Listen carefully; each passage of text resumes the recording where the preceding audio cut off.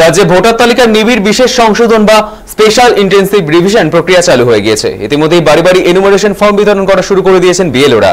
আর এই পরিস্থিতিতে এবার এসআইআর সার্ভেকে কেন্দ্র করে বিজেপি তৃণমূলের সংঘর্ষের ঘটনা ঘটল বাঁকুড়ায়। বিজেপি নেতার বাড়ি ভাঙচুরের অভিযোগ উঠছে তৃণমূল জেলা সভাপতির বিরুদ্ধে। বাঁকুড়া জেলার পাত্রসায় ব্লকের 213 নম্বর বুথ অর্থাৎ হামিরপুর গ্রাম পঞ্চায়েতের রামনগর বুথের ঘটনা। জানা গিয়েছে নির্দেশ মতোই বুধবার বিএলও সাধারণ মানুষের বাড়িতে বাড়িতে যান ফর্ম দিতে। সেখানে তৃণমূল ও বিজেপির দুই দলের বিএলও 2 উপস্থিত ছিলেন। অভিযোগ, সেই সময় তৃণমূলের বিএলও 2 বিজেপির বিএলও 2 কে নারায়ণবাগ দিকে মারধর করেন। তাই নিয়ে দুই পক্ষের মধ্যে দিনভর চাপানোতর চলে। রাতের বেলা সোনামুখী মণ্ডল 4 এর যুব মোর্চার সভাপতি অনুপ ঘোষ তার কর্মী সমর্থকদের নিয়ে রামনগরে রাতে যাত্রা দেখতে যান। অভিযোগ, সেখানেই তৃণমূল কর্মী সমর্থকদের সঙ্গে বিজেপির যুব মোর্চার সভাপতি সহ বিজেপি কর্মী সমর্থকদের ব্যাপক সংঘর্ষ হয়। আহত হন দুপক্ষেরই বেশ কয়েকজন। ঘটনার খবর পেয়ে সোনামুখী বিজেপি মণ্ডল 4 এর সভাপতি অনুপ ঘোষ সেখানে গেলে তাকেও মারধর করা হয় বলে অভিযোগ।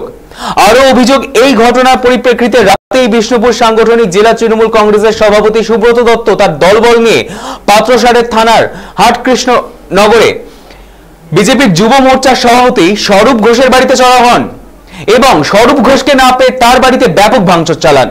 এমনকি ফোন করে যুব মোর্চার সভাপতিকে হুমকি দেওয়া হয় বলে অভিযোগ। ঘটনার পরিপ্রেক্ষিতে এলাকায় বিশাল পুলিশ বাহিনী মোতায়েন করা হয়েছে। বর্তমানে থমথমে পরিস্থিতি গোটা এলাকায়।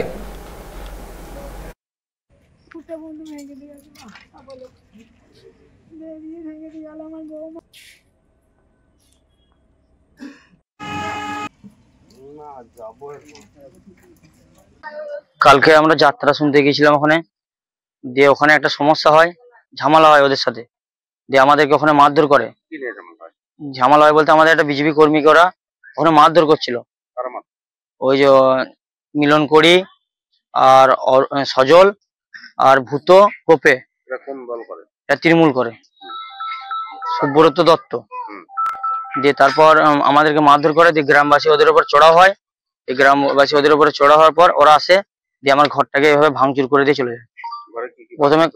প্রথমে কারেন্টটাকে ছিঁড়ে দেয়।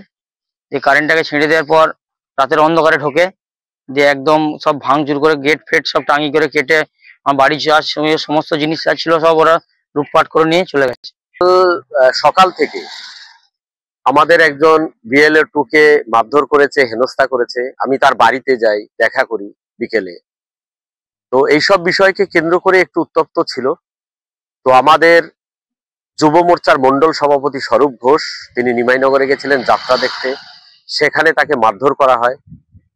তো সেখানে মারধর করার পরে তারপরে উনি যখন বাড়ি ফিরছেন, তখন উনি বাড়ি ফিরে এসে বাড়িতে ঢুকতে পারেননি, দেখছেন বাড়ি ঘিরে ফেলেছে। জেলা সভাপতি সুব্রত দত্তর নেতৃত্বে প্রায় 150 লোক স্বরূপ ঘোষের বাড়ি ঘিরে ভাঙচুর, তাণ্ডব, লুটপাট, যা জিনিসপত্র ছিল সব নিয়ে গেছে। তার সঙ্গে সঙ্গে একটি তুলসী মন্দির সেটাও রেহাই পায়নি। লড়াই স্বরূপের প্রতি করুন, কোনো আপত্তি নেই, কিন্তু ওনার পরিবারের লোকরা কি ক্ষতি করেছে। ওনার মাকে মারধর করা হয়েছে, মেরে ফেলার চেষ্টা করা হয়েছে। স্বরূপকে না পেয়ে 4 বছরের তার বাচ্চা বলছে তোর বাবা নেই, তোকে মেরে ফেলবো। আমি মনে করি ইনি কোনো রাজনৈতিক লোক নয়, ইনি একজন নরপিচাস। তৃণমূল কংগ্রেস পুরো দলটা নরপিচাসে পরিণত হয়েছে। নইলে রাত 11টার পরে ঘরে ঢুকে মহিলারা শুয়ে আছে, স্বরূপের স্ত্রী শুয়ে আছে, টেনে খাট থেকে বের করা, ওই 4 বছরের বাচ্চাকে মেরে ফেলার চেষ্টা করা, ধরে পাছাড় দিয়েছে, মাকে মেরে ফেলার চেষ্টা করা, এ কোন রাজনীতি? স্বরূপ ঘোষ কাল রাতে তার দলবল নিয়ে সোনামুখী বিধায়ক দিবাকর ঘরামির নির্দেশে কাল আমাদের যুব সহসভাপতি মিলন করি ওপর তাকে প্রাণে মেরে ফেলার উদ্দেশ্যে চড়া হয়। টাঙ্গির কোপ মারা হয়েছে, মিলন করিকে, সুফল ঘোষকে, সোনাকে। মিলন করি বর্তমানে মিশন হসপিটালে ভর্তি, তার আঙ্গুল কেটে বাদ দিতে হচ্ছে, এখন তার অপারেশন চলছে। তার পাল্টা তো হবেই, ছাড়ের কোনো জায়গা নেই। কে আছে, কে উপস্থিত আছে, রং চড়িয়ে কথাবার্তা বলে কোনো লাভ নেই। এরপর আমি দিবাকর ঘরামিকে বলছি, কাল রামনগরের মানুষ তাড়া করেছে আপনাকে, তার জন্য পাল্টা তৃণমূল কর্মীদের উপর আক্রমণ তো সামালতে পারবেন তো দিবাকর বাবু?